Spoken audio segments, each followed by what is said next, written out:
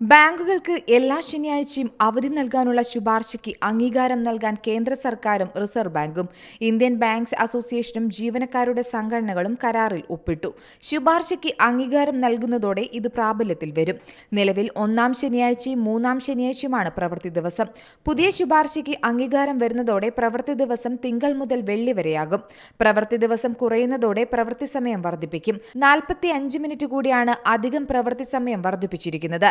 Bank ജീവനക്കാരുടെ ശമ്പളം 17% കൂട്ടാനും തീരുമാനമായിട്ടുണ്ട്. 2022 നവംബർ 1 മുതൽ പ്രാബല്യത്തോടെ 5 വർഷത്തേക്കാണ് ശമ്പള വർധന.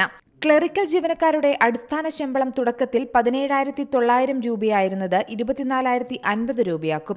സർവീസിന്റെ അവസാനമുള്ള അടിസ്ഥാന ശമ്പളം 65,830 രൂപയിൽ നിന്ന് 93,960 രൂപ വരെയാകും. പ്യൂൺ, ബിൽ കളക്ടർ തുടങ്ങിയ സബോർഡിനേറ്റ് ജീവനക്കാരുടെ തുടക്കത്തിലെ അടിസ്ഥാന ശമ്പളം 14,500 രൂപയിൽ നിന്ന് 19,500 രൂപയാക്കി. സർവീസിന്റെ അവസാനമുള്ള അടിസ്ഥാന ശമ്പളം 37,145 രൂപയിൽ നിന്ന് 52,610 രൂപയാക്കും. News desk Zee Malayalam news. ഏറ്റവും പുതിയ വാർത്തകളും വിശേഷങ്ങളും വിരൽത്തുമ്പിലറിയാൻ സി മലയാളം ന്യൂസ് എല്ലാ ഡിജിറ്റൽ പ്ലാറ്റ്ഫോമുകളിലും ലഭ്യം.